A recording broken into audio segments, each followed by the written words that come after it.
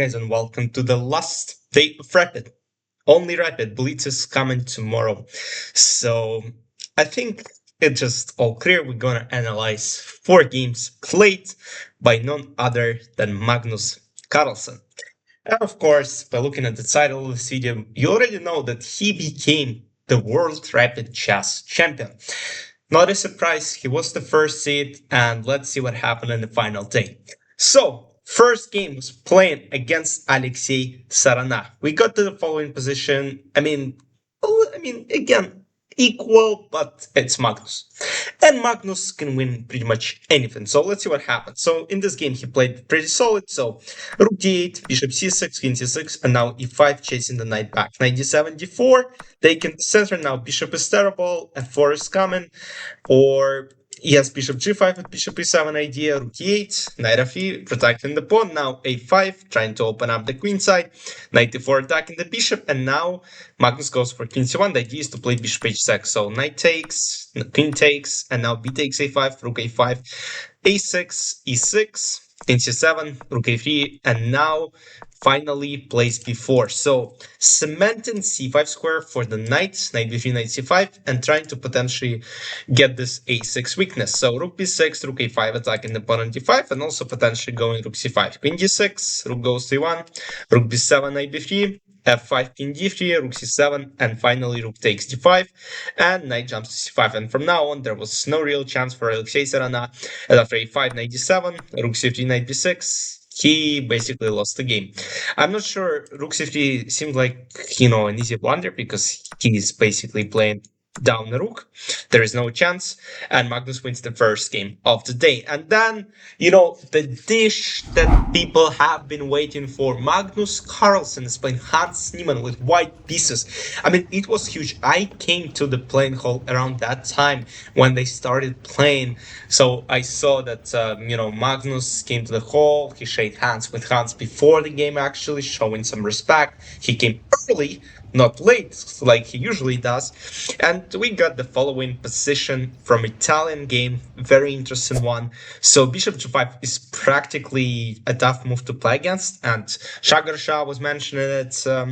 And yes, Hans decided to sacrifice a pawn, so takes and knight f4. And Magnus got some edge. Knight g3, bishop e6, knight e4, king d8, rook c1, bishop takes, queen takes, and now rook b8. So Hans was basically trying to get some pressure on d4 and b2 pawns. Queen goes to e3, knight f6, b3, a4. So a4, I don't really know why he played this move. Knight d4 seemed more logical. I kind of understand in a way that a4 and he wants to go rook b2 and then take on d4 so that he has pressure on f2. But in my opinion, you gotta first take bishop d4 and then maybe try to play a4 and slide your rook to b2 once this pawn is taken. Because after a4, Magnus had so many ways. But I'm not a GM, so it's hard, and I have access to computer and Hans doesn't. So yes, suddenly Magnus got some good advantage. So rook d6, knight f3, queen f3, and now queen goes to a5. Attacking the rook to d1, and rook e8, rook d7, bishop b8, one more mistake from Hans, takes, and we transpose to the following heavy endgame piece. So, heavy endgame pieces, endgame.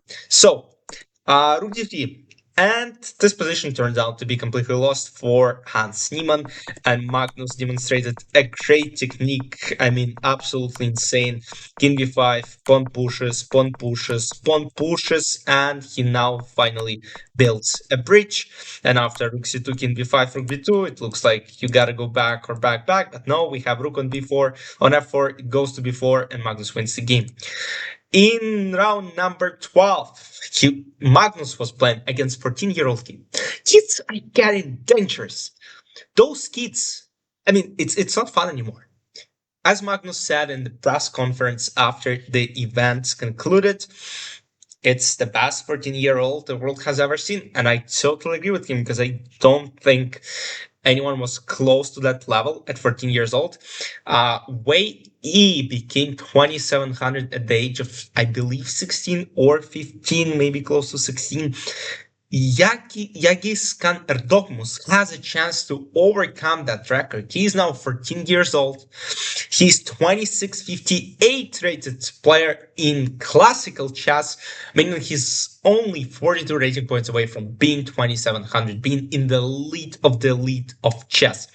So, in the following position, Yagis goes c4, and after takes knight c5, there are some problems with d4.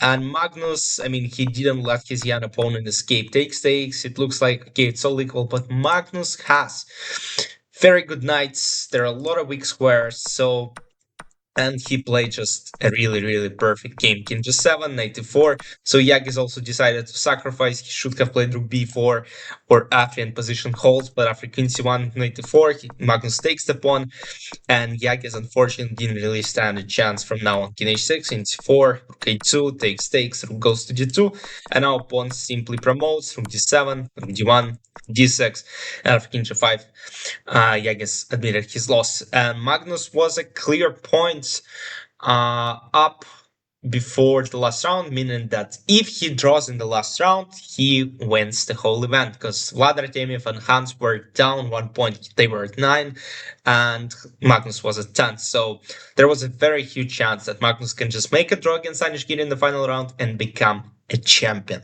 So let's see what happened. So Magnus got play c3, and Danish posted a lot of stuff about his chess monitor app, which I'm actually using myself as well. I mean, great app for professionals. I mean, not like me, I'm more of an amateur, but during the OTB chess tournaments, it helps a lot. So if you want me to record a video on that, I can do it. I can show you how to use it. I mean, it's great, especially for those of you who play in over-the-board chess tournaments a lot. So that will be useful. So knight f6, pawn goes to e5, and we got a very equal position from the very beginning. So knight d7 takes, knight c3, e6, castle, queen f3, bishop e7, bishop f3, and as soon as this knight goes to d5, I mean, it should be around equal.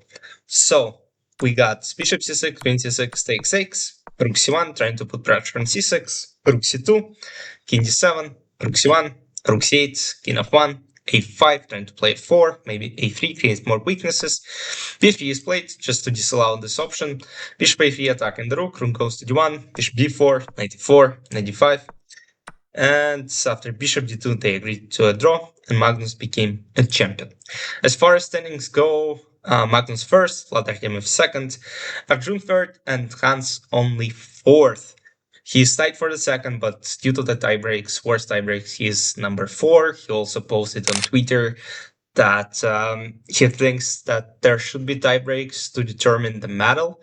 Because, yes, I mean, it's a bit tough. It's a bit sad that he came only 4th despite being playing, on the top boards for, like, let's say, last 5-6 rounds. He was also in co-lead, so he had great chances of taking this medal, but unfortunately, yes, only 4th place. And then we have a bunch of people with 9 points. Anish 9th, Andrei Spenga 10th, Vasiso 8th, Yavahir 7th. Yavahir played a relatively good event. Maxim Telegraph 6th. So we have Blitz on Monday, Tuesday, and that will be the year-end for the chess event. So it was exciting. It will be exciting during Blitz. Magnus might take his 20th title, 20th World Chess Championship title. He won 5 classical. He won, I believe, now 6 rapid events, and meaning that he won 8 Blitz, or maybe it's the opposite. But yeah, it's around that. That's a lot. So yeah. That's it for today. Hope you enjoyed. See you tomorrow, the first day of Blitz. Bye-bye.